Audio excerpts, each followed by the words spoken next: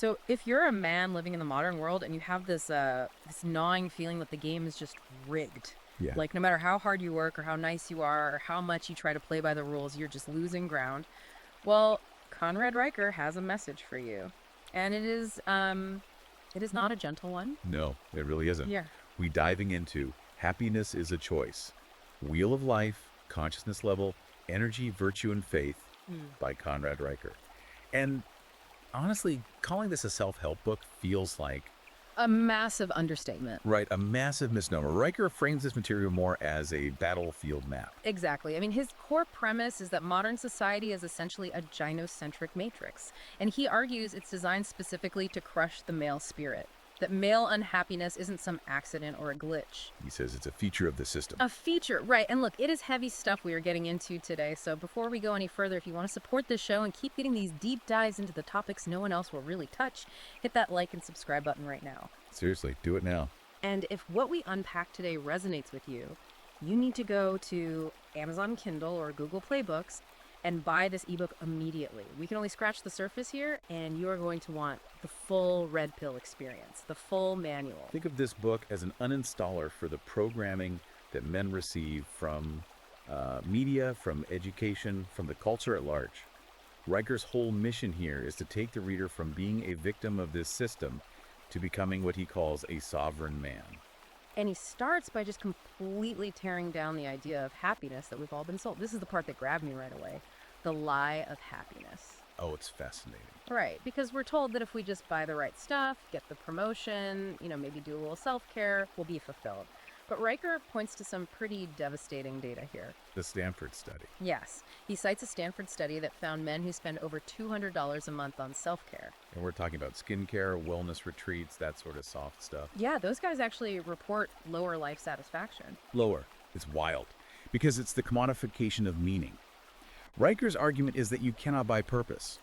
He actually juxtaposes that Stanford data with a 2023 Gallup report showing that male life satisfaction has dropped 17% since 2007, 17%. while women's satisfaction has remained completely flat over the same period. So his argument is that men are trying to fill this metaphysical void with consumerism. They are trying to soothe a spiritual wound with a credit card. And to illustrate that, he tells this story about John from Austin. Oh, John. Yeah. This guy is the ultimate modern success story on paper. He's a tech exec making 400 grand a year, drives the Tesla, does the ayahuasca retreats in Peru to find himself. He's doing everything the culture tells him is the path to enlightenment and happiness. And yet he attempts suicide because, and this is probably one of the most quotable lines in the entire book, Riker says, "You cannot buy meaning at Sephora." You cannot buy meaning Sephora. Exactly. John had the money, he had the status, but he was just completely empty inside. And Riker connects this to his concept of the broken wheel of life. Right, because men are trained by society to optimize all these external metrics. Your bank account, your PRs at the gym, the car you drive.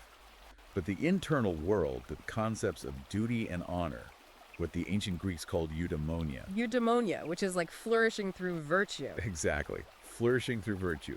That internal world is left to rot. He argues that we are out here chasing cheap dopamine when we should be building character. It's the distinction between feeling good for a fleeting moment and actually being good. Eating candy versus eating a steak. One gives you a rush, the other builds muscle. But what really sets this book apart for me is that Riker doesn't just blame the individual man for this. No, he zooms way out. He looks at the entire system. An institutional capture. Yes. Ah. For the learner out there who wants to understand how our institutions were captured by feminists and Marxists, this segment is crucial. He argues that history and symbols have been intentionally hijacked to demoralize men. The Statue of Liberty example, my jaw dropped. It's a perfect case study in what he calls symbolic hijacking. He mentions this survey where 58% of male undergrads believed the Statue of Liberty was built to celebrate women's suffrage, 58%. which is factually, historically false. Completely false. Riker points out it represents Libertas, the Roman goddess of liberty.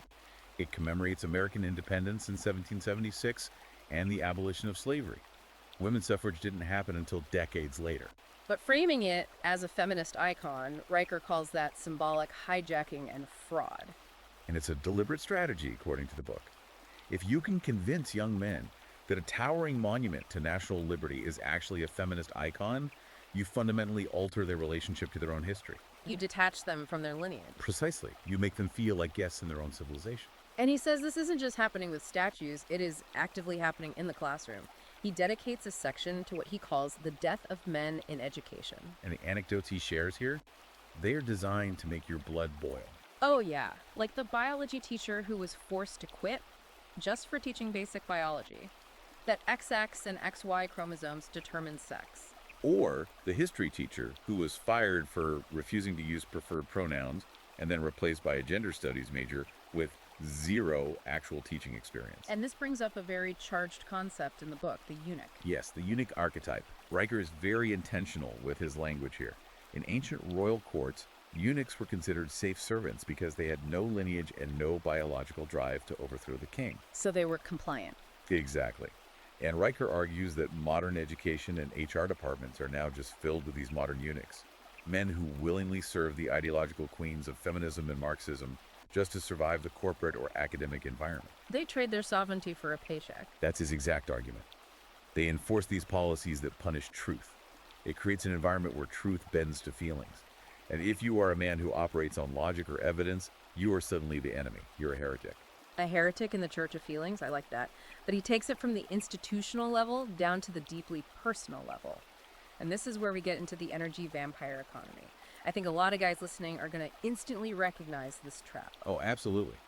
He posits that the feminine principle, which he claims is in a state of decay right now, operates purely on resource extraction. He tells the story of the software engineer in Austin. He spent 2 entire years funding his girlfriend's PhD.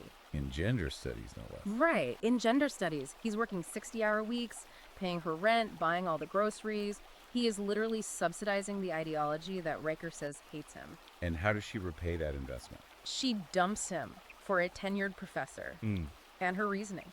She said he didn't text her enough. She accused him of emotional neglect. Which perfectly illustrates Riker's concept of emotional labor being a scam. A total scam. The prevailing cultural narrative right now is that women are burdened with all this unpaid emotional work. But Riker completely flips that script. He argues that modern relationships are often a one-way transaction.